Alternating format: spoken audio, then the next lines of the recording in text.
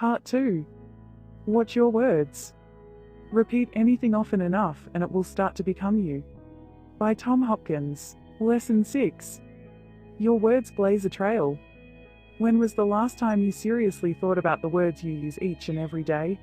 How carefully do you select them? Now, you might be thinking, Jeff, why all this fuss about words? What's the big deal? The answer is simple. Your words have incredible power.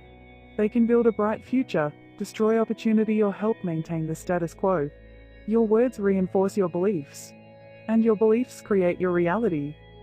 Think of this process as a row of dominoes that looks like this. Thoughts, words, beliefs, actions, results. Here's how it works. Tom has a thought, such as I'm not very good when it comes to sales. Now, let's remember that he doesn't have this thought only once. Oh, no. He's run it through his mind on a regular basis, maybe hundreds or thousands of times in his life. Then, Tom starts to use words that support this thought. He says to his friends and colleagues, I'm never going to do very well in sales, or I just hate making sales calls or approaching prospects. Here again, Tom repeats these phrases over and over, in his self-talk and in his discussions with others. This, in turn, strengthens his beliefs, and it's at this stage where the rubber really meets the road. You see, everything that you'll achieve in your life flows from your beliefs. So, in our sales example, Tom develops the belief that he's not going to be successful in sales and that he won't earn much money. This becomes embedded in his subconscious mind. What can possibly flow from that belief? Because Tom doesn't believe in his sales ability, he takes very little action, or he takes actions that aren't productive. He doesn't do the things that would be necessary to succeed in sales. And then, quite predictably, Tom gets very poor results. To make matters worse, Tom then starts to think more. Negative thoughts. Repeat more. Negative words. Reinforce negative beliefs. And get even more negative results. It's a vicious cycle. Of course, this whole process could have had a very happy ending if Tom had selected positive thoughts and reinforced them with positive words. In turn, he'd reinforce the belief that he's successful in sales. As a result, Tom would take the actions consistent with that belief and wind up with outstanding results. My point is, don't underestimate the role of your words in this process. People who feed themselves a steady diet of negative words are destined to have a negative attitude. It's a simple matter of cause and effect. You can't keep repeating negative words and expect to be a high achiever. And that's because negative words will always lead to the reinforcement of negative beliefs, and eventually to negative outcomes. Why you don't want me to fix anything in your home? When it comes to home repairs, I'm lost. You want me to replace a faucet or fix something in the toilet tank? I'd have a better chance of reaching the top of Mount Everest. Carpentry or electrical wiring? I haven't got a clue. You want to know my ultimate Achilles heel? It's those instruction sheets that explain how to assemble something that you've just taken out of the box.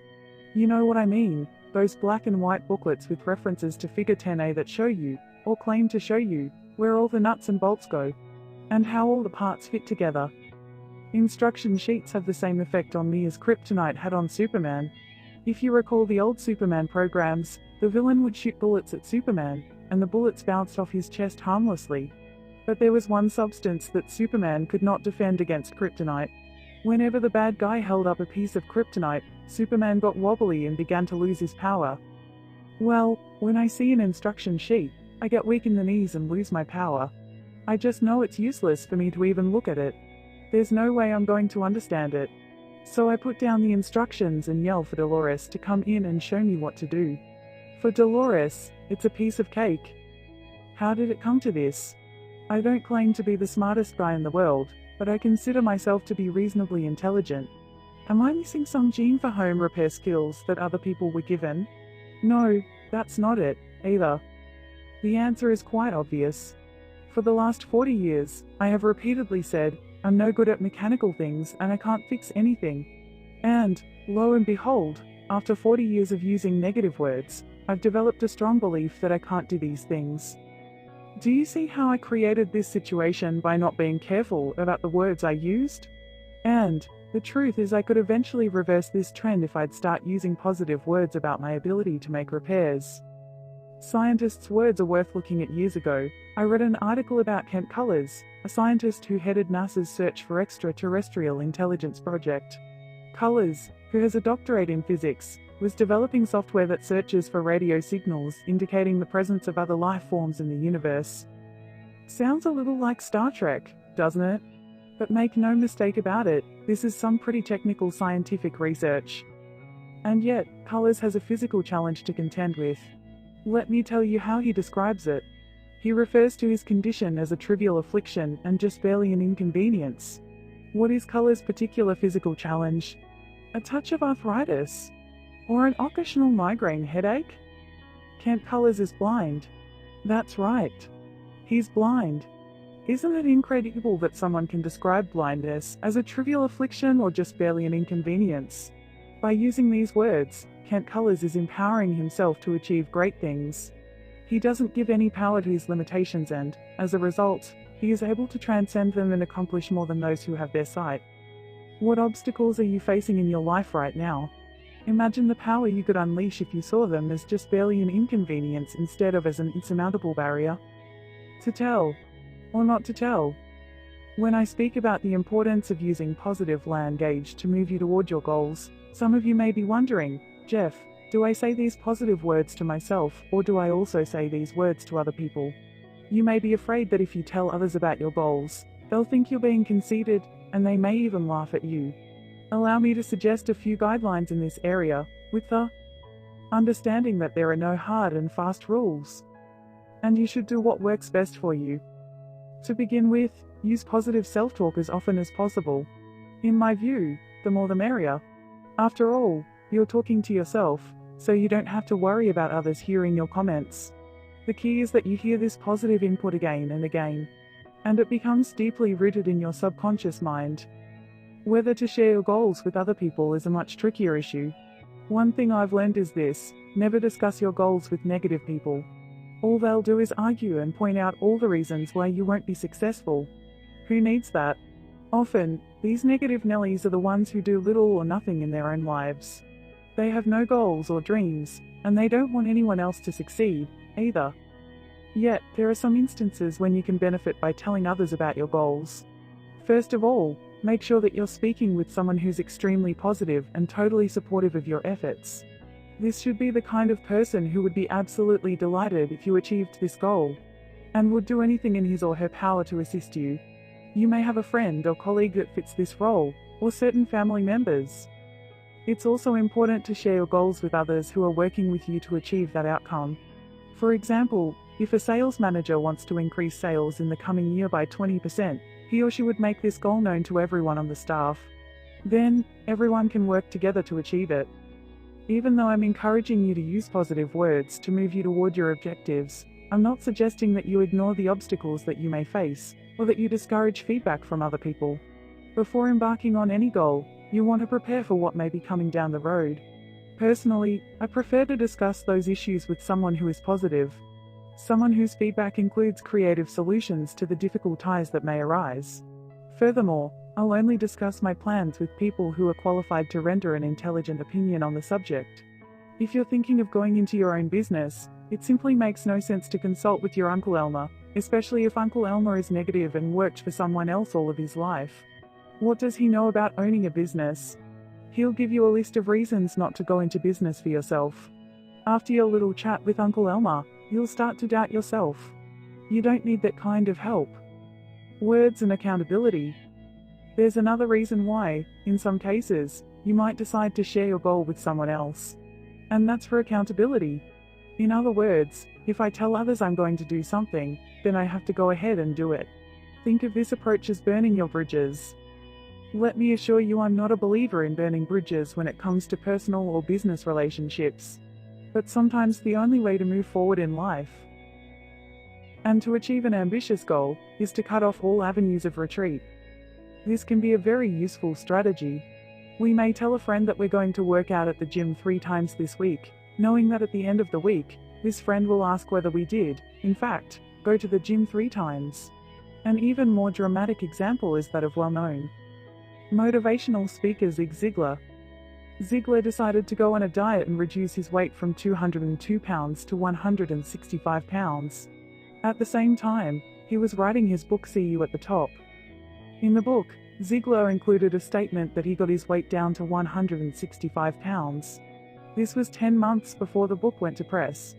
And then he placed an order with the printer for 25,000 copies. Now, remember, at the time he wrote these words, Ziegler actually weighed 202. He put his credibility on the line with 25,000 people. By including a statement that he weighed 165 pounds, Ziegler knew that he had to lose 37 pounds before the book was printed. And he did. Use this strategy selectively. Limit it to those goals that are very important to you, and where you're committed to go the distance. Is it risky? You bet it is. But it's a tremendous motivator. Words and emotions. In his best-selling book Awaken the Giant Within, Anthony Robbins devotes an entire chapter to the way in which our vocabulary affects our emotions, our beliefs and our effectiveness in life. I don't agree with all of Robbins' philosophies, but his observations about the power of words are right on the mark. Robbins is keenly aware of how certain words impact our emotional intensity. For instance, let's say that someone has lied to you. You could react by saying that you're angry or upset. If, however, you use the words furious, livid or enraged, your physiology and your subsequent behavior would be dramatically altered. Your blood pressure would rise. Your face would turn beet red. You'd feel tense all over. On the other hand, what if you characterized the situation as annoying or said that you were peeved? This lowers your emotional intensity considerably. In fact, saying that you are peeved, explains Robbins, will probably make you laugh and break the negative emotional cycle completely. You'd be much more relaxed. Robbins gives other examples of how you can lower the intensity of negative emotions. Imagine, for instance, replacing I've been destroyed with I've been set back, or using the phrase I prefer instead of I hate. Of course, you can also intentionally select words to heighten positive emotions. Instead of saying I'm determined, why not say I'm unstoppable? Or, in place of declaring that you feel okay, try I feel phenomenal. Or I feel just tremendous. Juicy, exciting words like that lift your spirits to a higher level and profoundly influence those around you. When you consciously decide to use such terms, you're actually choosing to change the path on which you've been traveling. Others will respond to you differently and you'll alter your perception of yourself, as well. A closer look at your words. Let's take a look at your life for a moment. Are there any areas where you've been using phrases like I can't, I'm no good at, and it's impossible? We all know people who make statements like these. I can't draw. I'm no good at math. I can't remember names. It's impossible for me to make that kind of money. When you make these comments day in and day out for 10, 20 or 30 years, you're programming your mind for failure. It all comes back to your attitude. Every one of these examples reflects a negative attitude. And if you see the world through a smudged window, you're going to use negative language and get disappointing results. Fortunately, you can control your words, which means that you have the ability to build a positive belief system and to produce the results you want. The first step is awareness. Let's examine the phrases you've been using in 4 key areas of your life: relationships, finances, career and health. 1. Relationships. Do you say things like all the good men or women are taken? Or people are always taking advantage of me? If you do, you're literally programming yourself for unhappy relationships. Your mind hears every word you speak and it sets out to prove you right. With regard to our above examples, your mind will see to it that you attract only those persons who will disappoint you or take advantage of you. Is this what you want? If not, stop repeating and causing your mind to focus on such negative statements. 2. Finances. What words do you use on a regular basis to describe your current financial situation and your prospects for the future?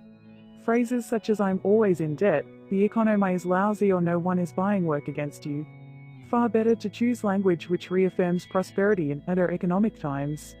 Of course, you won't necessarily have abundant wealth within a few days after changing the way you speak.